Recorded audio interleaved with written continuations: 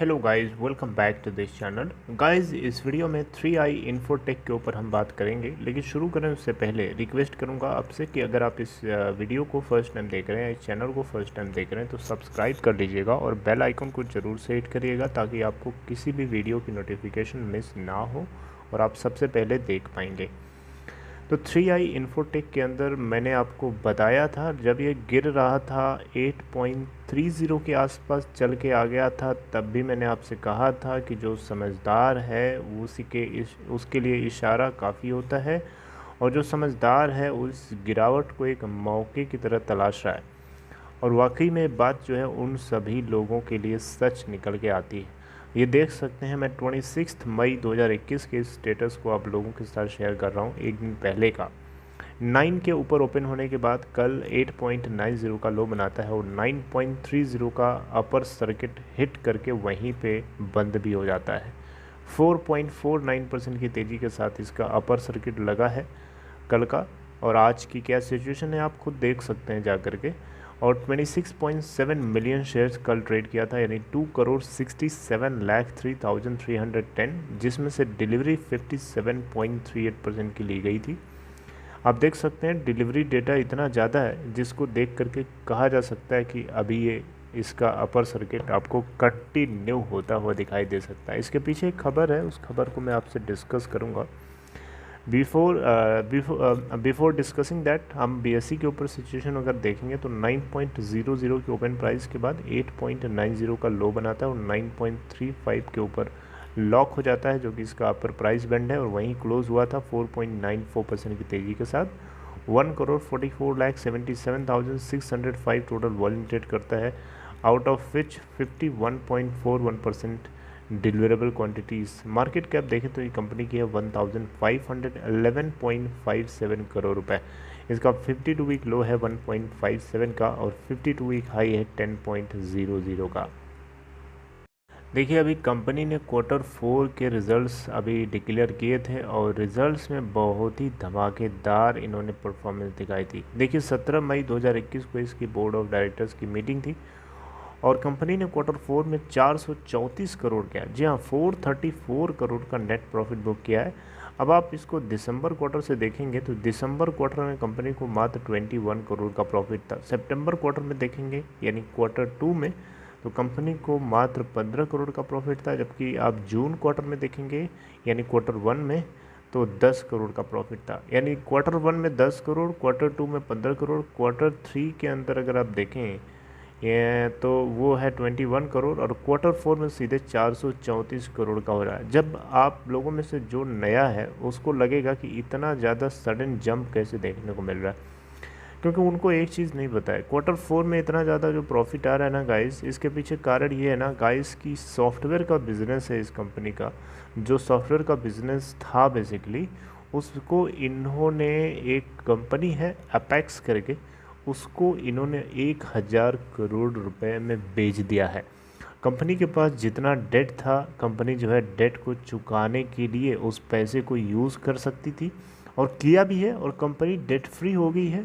और कंपनी जो है आने वाले टाइम में बहुत बड़ा सपना लेकर देख रही है, जिसके चलते एमडी और सीईओ ने कुछ इस तरीके के शब्दों का यूज़ किया, जिसके चलते इसके इन्वेस्टर्स को ऐसा लगा कि अभी ख़रीद लो, बढ़िया है, क्योंकि आगे महंगा हो जाएगा, जिसके चलते आप इसके अंदर अपर सर्किट लगा हुआ देख रहे हैं।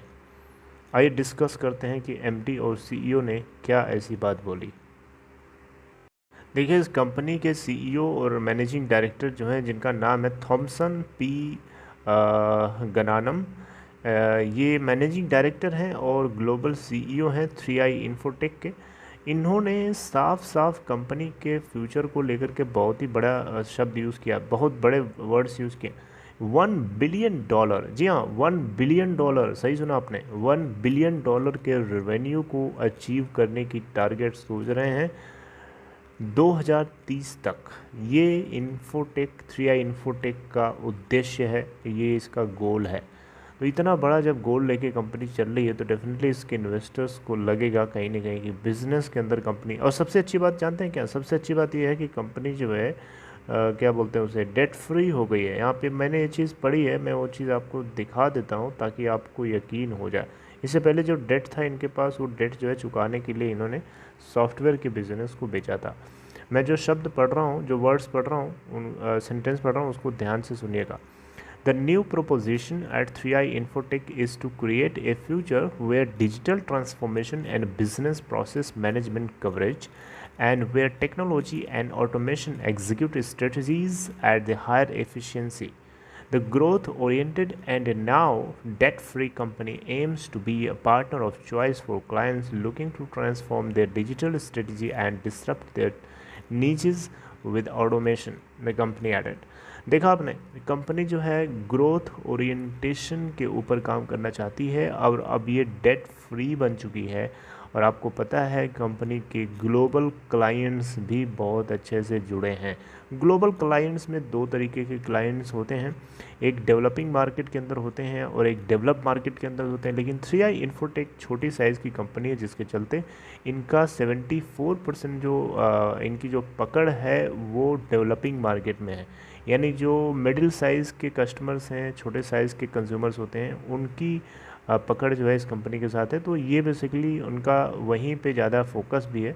और ग्लोबली अगर हम देखें तो इस कंपनी के अंदर 4000 एम्प्लॉयज़ काम करते हैं। जी हाँ, पूरे जियोग्राफिक्स में अगर हम देखें तो 4000 लोग काम करते हैं।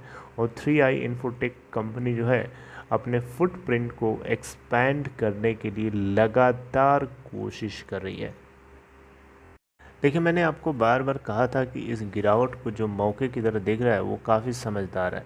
जी हाँ, जो समझदार है वो इस गिरावट को एक मौके की तरह देख रहा है और उस मौके का फ़ायदा अब उनको ही हो रहा होगा। अगर आप भी उनमें से हैं तो आप कमेंट बॉक्स में ज़रा बताइएगा ज़रूर।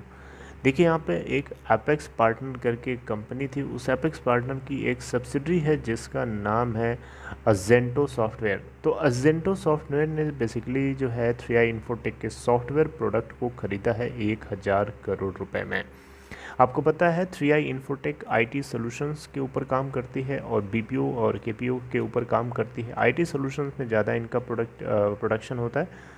तो आईटी सॉल्यूशंस में सॉफ्टवेयर का जो प्रोडक्ट था इन्होंने तो बेच दिया, और इसके अलावा जितने और रिमेनिंग पार्ट्स हैं, रिमेनिंग इनके बिजनेसेस हैं, उससे जुड़े वो सभी इनके पास अभी भी है।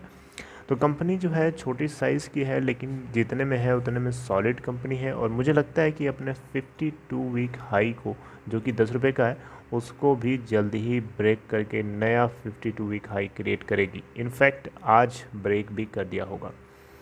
ऑलराइट गाइस, सो आप लोगों को ये अपडेट कैसी लग रही है? अगर आप मुझे एनकरेज करना चाहते हैं तो कुछ नहीं करना है आपको, बस इस वीडियो को लाइक कर दीजिए, और उससे ज़्यादा मुझे नहीं कुछ चाहिए। आप लोगों का प्यार ही बहुत कुछ है मेरे लिए।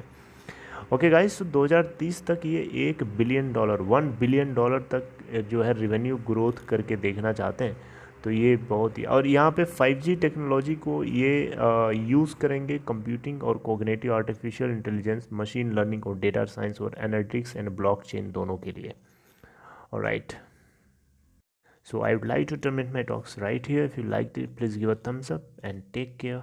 See you next time.